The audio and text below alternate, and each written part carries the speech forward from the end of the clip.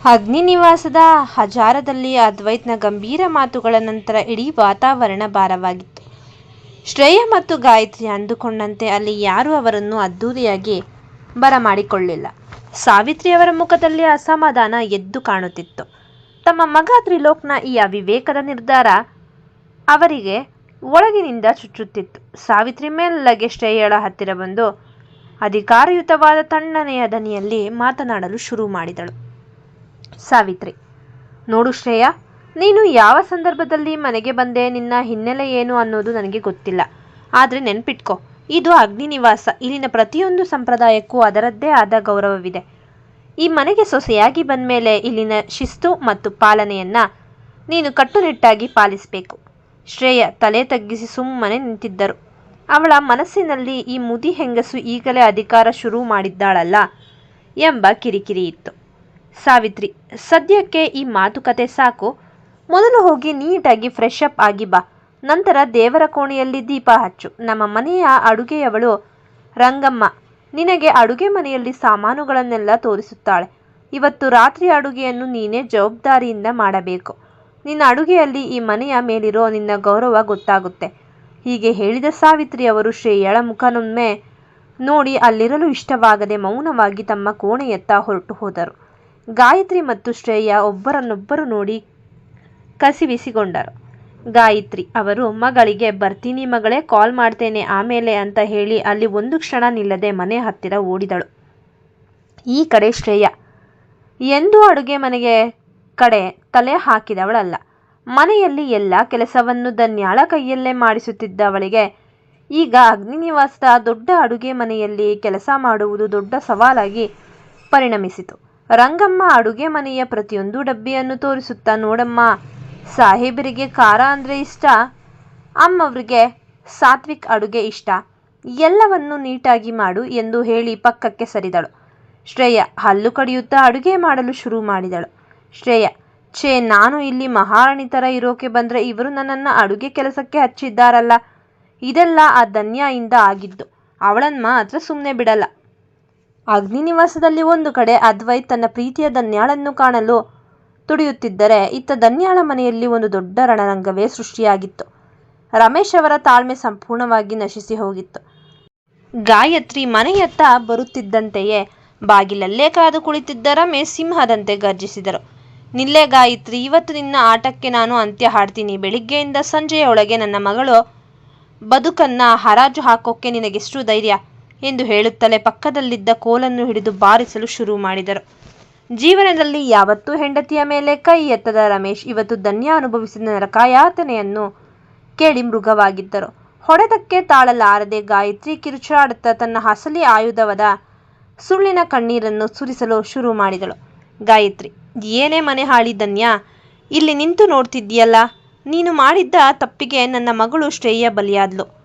ಮದುವೆ ಮಂಟಪಕ್ಕೆ ಬರ್ತೀನಿ ಅಂತ ಯಾವನಿಗೋ ಮಾತು ಕೊಟ್ಟು ನೀನು ಎಸ್ಕೇಪ್ ಆದರೆ ಆ ತ್ರಿಲೋಕ್ ಸಾಹೇಬ್ರು ನಮ್ಮನ್ನ ಸುಮ್ಮನೆ ಬಿಡ್ತಾರಾ? ಅವರ ಕೈಯಲ್ಲಿ ಹೊಡೆತ ತಿನ್ನೋ ಬದಲು ನಮ್ಮ ಮನೆ ಮರ್ಯಾದೆ ಉಳಿಸೋಕೆ ನನ್ನ ಮಗಳು ಶ್ರೇಯಾನೇ ಅಲ್ಲಿ ಕೂರಿಸ್ಬೇಕಾಯ್ತು. ಧನ್ಯಾಳಿಗೆ ಗಾಯತ್ರಿಯ ಈ ನೀಚತನ ಕಂಡು ಅಸಹ್ಯವಾಯಿತು.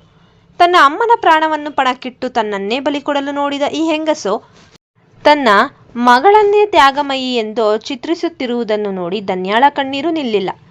ಇಷ್ಟು ದಿನ ಅಮ್ಮನಿಗಾಗಿ ಎಲ್ಲವನ್ನೂ ಸಹಿಸಿಕೊಂಡೆ, ಆದರೆ ಇವತ್ತು ನನ್ನ ಅಮ್ಮನ ಹೆಸರಲ್ಲೇ ನನ್ನನ್ನು ಕೊಲ್ಲಲು ನೋಡಿದ್ದೀರಲ್ಲ ಎಂದು ನೊಂದುಕೊಳ್ಳುತ್ತಾ ತನ್ನ ರೂಮ್ಗೆ ಹೋಗಿ ಬಾಗಿಲು ಹಾಕಿಕೊಂಡು. ರಮೇಶ್ ಅವರು ಗಾಯತ್ರಿಯ ಸುಳ್ಳನ್ನು ನಂಬಲಿಲ್ಲ. ಬೆಲ್ಟ್ ತೆಗೆದುಕೊಂಡು ಹೊಡೆಯಲು ಹೋದಾಗ ಗಾಯತ್ರಿ ತನ್ನ ಮಾಸ್ಟರ್ ಪ್ಲಾನ್ ಬಳಸಿದಳು. ಗಾಯತ್ರಿ, ಅಯ್ಯೋ, ನನ್ನನ್ನು ಇವತ್ತು ಸಾಯಿಸಬೇಕು ಅಂದ್ಕೊಂಡಿದ್ದೀರಾ? ನೀವೇನು ಹೊಡೆಯೋದು, ನಾನೇ ಸಾಯ್ತೀನಿ ಎಂದು ಕಿರುಚುತ್ತಾ ಓಡಿ ಹೋಗಿ ರೂಮ್ ಸೇರಿಕೊಂಡಳು. ಒಳಗಿನಿಂದ ಚಿಲಕ ಹಾಕಿಕೊಂಡಳು. ಒಳಗೆ ಹೋದವಳೆ ಬೆಡ್ ಮೇಲೆ ಆರಾಮಾಗಿ ಮಲಗಿ, ಉಶ್ಯಪ್ಪ, ಈ ರಮೇಶ್ ಕೈಯಿಂದ ತಪ್ಪಿಸಿಕೊಂಡಿದ್ದೇ ಪುಣ್ಯ ಎಂದು ನಿಟ್ಟುಸಿರು ಬಿಟ್ಟಳು. ಆದರೆ ಹೊರಗೆ ರಮೇಶ್ ಪರಿಸ್ಥಿತಿ ಹದಗೆಟ್ಟಿತ್ತು. ಮೊದಲೇ ಹಠಮಾರಿ ಹೆಂಗಸೋ, ಏನಾದರೂ ಪ್ರಾಣಕ್ಕೆ ಹಾನಿ ಮಾಡಿಕೊಂಡ್ರೆ ಕಾನೂನಿನ ಸಂಕೋಲೆ ತಮಗೆ ಸುತ್ತಿಕೊಳ್ಳುತ್ತದೆ ಎಂಬ ಭಯ ಅವರನ್ನು ಕಾಡಲಾರಂಭಿಸಿತು. ಗಾಯತ್ರಿ, ಬಾಗಿಲು ತೆಗಿ, ಏನಾದರೂ ಮಾಡಿಕೊಂಡ್ರೆ ಕಷ್ಟ ಎಂದು ರಮೇಶ್ ಬಾಗಿಲನ್ನು ಬಡಿಯುತ್ತಾ ಕಣ್ಣೀರು ಹಾಕತೊಡಗಿದರು. ರೂಮ್ನಲ್ಲಿದ್ದ ಧನ್ಯ ಅಪ್ಪನ ಆತಂಕದ ಕೂಗು ಕೇಳಿ ಹೊರಗೆ ಓಡಿ ಬಂದಳು. ಧನ್ಯ, ಅಪ್ಪ, ಯಾಕೆ ಹೀಗೆ ಕೂಗ್ತಿದ್ದೀರಾ, ಏನಾಯ್ತು ಎಂದು ಕೇಳಿದಳು. ರಮೇಶ್, ಧನ್ಯ, ನಿನ್ನ ದೊಡ್ಡಮ್ಮ ಸಾಯ್ತೀನಿ ಅಂತ ಬಾಗಿಲು ಹಾಕಿಕೊಂಡಿದ್ದಾಳೆ ಮಗಳೇ. ಅವಳಿಗೇನಾದರೂ ಆದರೆ ನಾನೇ ಜವಾಬ್ದಾರಿನಾಗ್ತೀನಿ ಎಂದು ಅಸಹಾಯಕತೆಯಿಂದ ಕಣ್ಣೀರು ಹಾಕಿದರು. ಧನ್ಯಾ ಅಪ್ಪನ ಸಮಾಧಾನ ಮಾಡಲು ಪ್ರಯತ್ನಿಸುತ್ತಿದ್ದಾಗ ಮನೆಯ ಮುಂದೆ ಅದ್ವೈತ್ನ ಗಾಡಿ ಬಂದು ನಿಂತಿತ್ತು. 1 ವಾರದ ನಂತರ ಧನ್ಯಾಳನ್ನು ಭೇಟಿ ಮಾಡುವ ತವಕದಲ್ಲಿದ್ದ ಅದ್ವೈತ್ಗೆ ಮನೆಯ ಒಳಗಿನಿಂದ ಕೇಳಿಸುತ್ತಿದ್ದ ಗಲಾಟೆ ಅಚ್ಚರಿ ಮೂಡಿಸಿತು. ಅದ್ವೈತ್ ಒಳಗೆ ಬರುತ್ತಿದ್ದಂತೆಯೇ ರಮೇಶ್ ಅವರ ಕೈ ಹಿಡಿದುಕೊಂಡನು. ಧನ್ಯಾ ಅದ್ವೈತ್ನನ್ನು ನೋಡಿದ ತಕ್ಷಣ ಅವಳ ಕಣ್ಣಲ್ಲಿ ಇಷ್ಟು ಹೊತ್ತು ಅಡಗಿದ್ದ ಎಲ್ಲ ನೋವುಗಳು ಜಲಪಾತದಂತೆ ಹರಿಯಲು ಶುರು ಮಾಡಿದವು. ಅದ್ವೈತ್, ರಮೇಶ್ ಅವರೇ, ಏನಾಗ್ತಿದೆ ಇಲ್ಲಿ? ಧನ್ಯಾ, ಯಾಕೆ ಅಳ್ತಿದ್ದೀಯಾ? ಅದ್ವೈತ್ನ ಧ್ವನಿ ಕೇಳಿದ ತಕ್ಷಣ ರೂಮಿನ ಒಳಗಿದ್ದ ಗಾಯತ್ರಿ ಸ್ತಬ್ಧಳಾದಳು. ಅದ್ವೈತ್ ಇಲ್ಲಿಗೆ ಬರುತ್ತಾರೆ ಎಂದು ಅವಳು ಊಹಿಸಿರಲಿಲ್ಲ. ಮನೆಯ ವಾತಾವರಣ ಕ್ಷಣಾರ್ಧದಲ್ಲಿ ಸ್ತಬ್ಧವಾಯಿತು. ರಮೇಶ್ ಅವರು ನಡೆದ ವಿಷಯವನ್ನೆಲ್ಲ ವಿವರಿಸಿದಾಗ ಅದ್ವೈತ್ ಅತ್ಯಂತ ಗಂಭೀರವಾಗಿ ಒಂದು ಸತ್ಯವನ್ನು ಹೊರಹಾಕಿದನು. ಅದ್ವೈತ್, ರಮೇಶ್ ಅವರೇ, ನಿಮ್ಮ ಮಗಳು ಶ್ರೇಯಾ ಇಂದು ಮದುವೆಯಾಗಿ ನಮ್ಮ ಮನೆಗೆ ಬಂದಿರೋದು ನಿಜ. ಆದರೆ ಅವಳು ಮದುವೆಯಾಗಿರೋದು ಯಾರನ್ನೋ ಅಲ್ಲ, ನನ್ನ ಸ್ವಂತ ತಮ್ಮ ತ್ರಿಲೋಕ್ನ ಅಗ್ನಿವಂಶವನ್ನೇ. ಈ ಮಾತು ಕೇಳಿದ ಧನ್ಯಾಳಿಗೆ ಭೂಮಿ ಕುಸಿದಂತಾಯಿತು. ಅವಳು ನಡುಗುತ್ತಾ ಅದ್ವೈತ್ನ ಕಡೆಗೆ ನೋಡಿದಳು.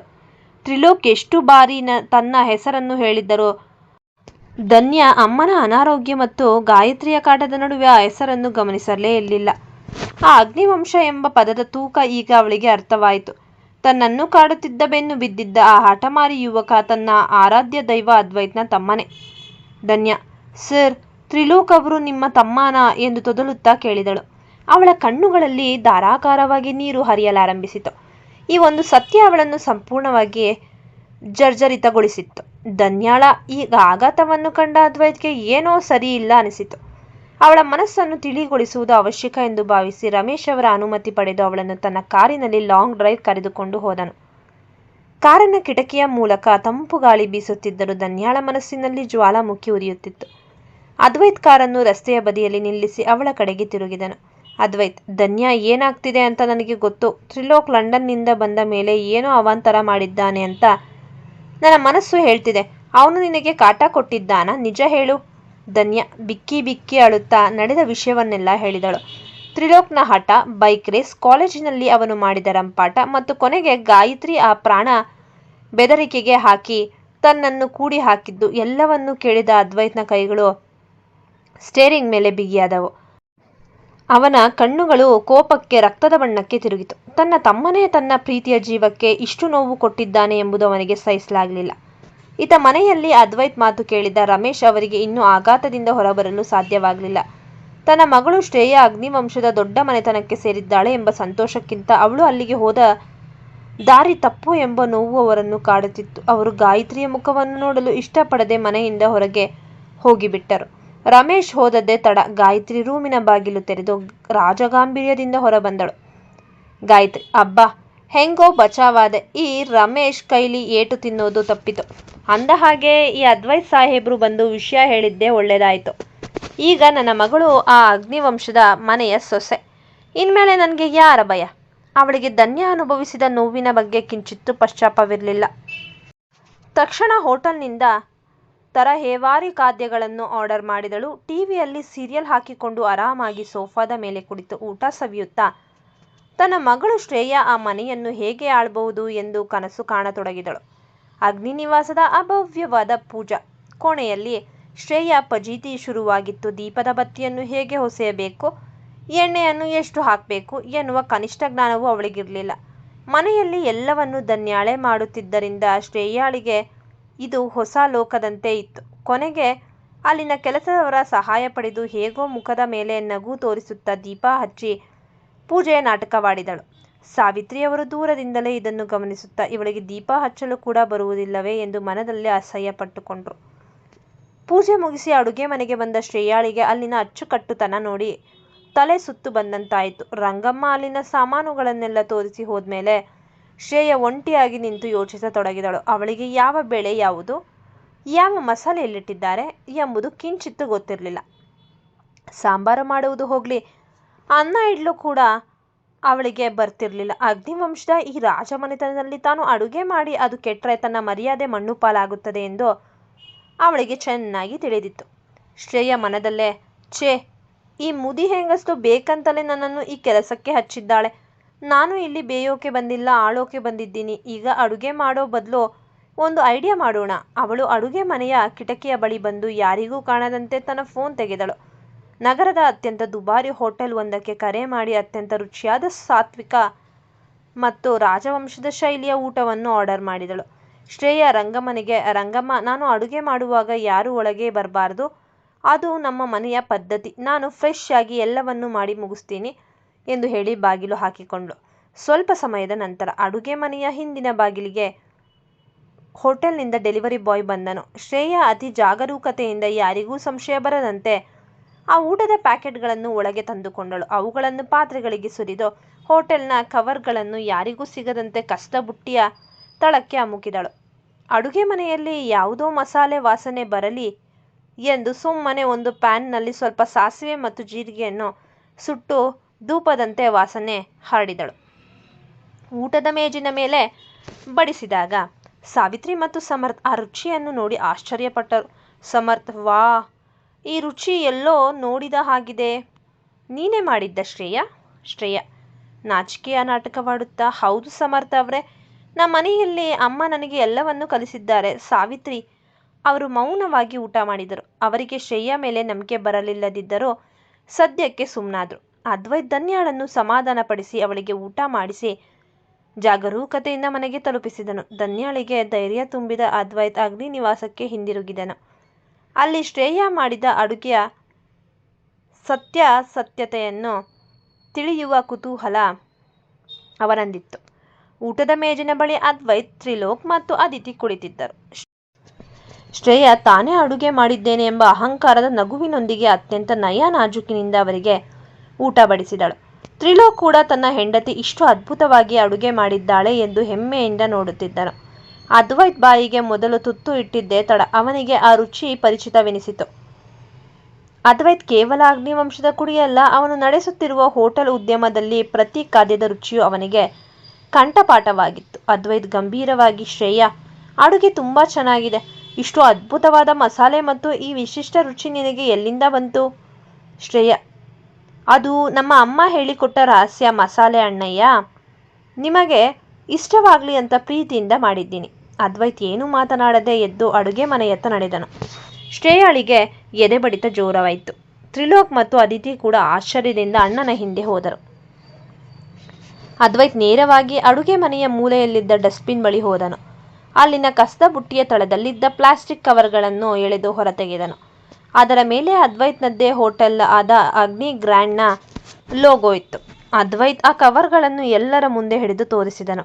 ನೋಡಿ, ಇದೇ ಶ್ರೇಯಾಳ ರಹಸ್ಯ ಮಸಾಲೆ.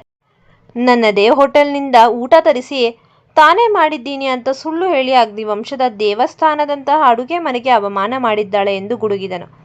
ತ್ರಿಲೋಕ್ ಇದನ್ನು ನೋಡಿ ದಂಗಾದನು. ಅಣ್ಣನ ಮುಂದೆ ತನ್ನ ಹೆಂಡತಿ ಮಾಡಿದ ಈ ನೀಚ ಕೆಲಸದಿಂದ ಅವನಿಗೆ ತಲೆ ತಗ್ಗಿಸುವಂತಾಯಿತು. ತ್ರಿಲೋಕ್ ಶ್ರೇಯಾಳತ್ತ ತಿರುಗಿ ಕಿರುಚಿದನು. ತ್ರಿಲೋಕ್, ಶ್ರೇಯ, ನಿನಗೆ ಸ್ವಲ್ಪನಾದರೂ ನಾಚಿಕೆ ಇದೆಯಾ? ಅಮ್ಮ ಅಡುಗೆ ಮಾಡು ಅಂದಿದ್ದು ನಿನ್ನ ಕೈಗುಣ ನೋಡೋಕೆ ಹೊರತು ಹೋಟೆಲ್ನಿಂದ ಆರ್ಡರ್ ಮಾಡೋಕ್ಕಲ್ಲ. ಅಣ್ಣನ ಮುಂದೆ ನನ್ನ ಮರ್ಯಾದೆ ಹರಾಜು ಹಾಕಿದ್ಯಲ್ಲ. ಇಷ್ಟು ಸಣ್ಣ ವಿಷಯಕ್ಕೆ ಸುಳ್ಳು ಹೇಳೋ ನೀನು ಇನ್ಯಾವ ವಿಷಯಕ್ಕೆ ಮೋಸ ಮಾಡಿದ್ದೀಯೋ ಯಾರಿಗೆ ಗೊತ್ತು? ಶ್ರೇಯ ಮೌನವಾಗಿ ನಡುಗುತ್ತಾ ನಿಂತಿದ್ದಳು. ಅವಳ ಮೊದಲ ದಿನವೇ ಆಟವೇ ಅಣ್ಣ ತಮ್ಮಂದಿರ ಮುಂದೆ ಹೀನಾಯವಾಗಿ ಸೋತಿತ್ತು. ಆದಿತ್ಯ ಅಸಹ್ಯದಿಂದ ಅವಳ ಕಡೆ ನೋಡಿ, ಕಾಲೇಜಿನಲ್ಲೂ ಇವಳು ಹೀಗೆ ಅಣ್ಣ, ಸುಳ್ಳು ಹೇಳೋದ್ರಲ್ಲಿ ಇವಳು ನಿಸ್ಸೀಮಳು ಎಂದಳು. ಅದ್ವೈತ್ ಶ್ರೇಯಾಳಿಗೆ ಸಣ್ಣ ಎಚ್ಚರಿಕೆ ನೀಡಿದನು. ಶ್ರೇಯ, ಅಗ್ನಿ ನಿವಾಸದಲ್ಲಿ ಸುಳ್ಳಿಗೆ ಜಾಗವಿಲ್ಲ. ಇದು ಕೇವಲ ಆರಂಭ ಅಷ್ಟೇ. ಈ ಕತೆ ನಿಮಗೆ ಇಷ್ಟವಾಗಿದ್ದಲ್ಲಿ ವಿಡಿಯೋವನ್ನು ವೀಕ್ಷಿಸಿದ ನಂತರ ದಯಮಾಡಿ ನಮಗೆ ಸಬ್ಸ್ಕ್ರೈಬ್ ಮಾಡಿ, ಶೇರ್ ಮಾಡಿ ಮತ್ತು ಕಮೆಂಟ್ ಮಾಡಿ ಪ್ರೋತ್ಸಾಹಿಸಿ. ಧನ್ಯವಾದಗಳು.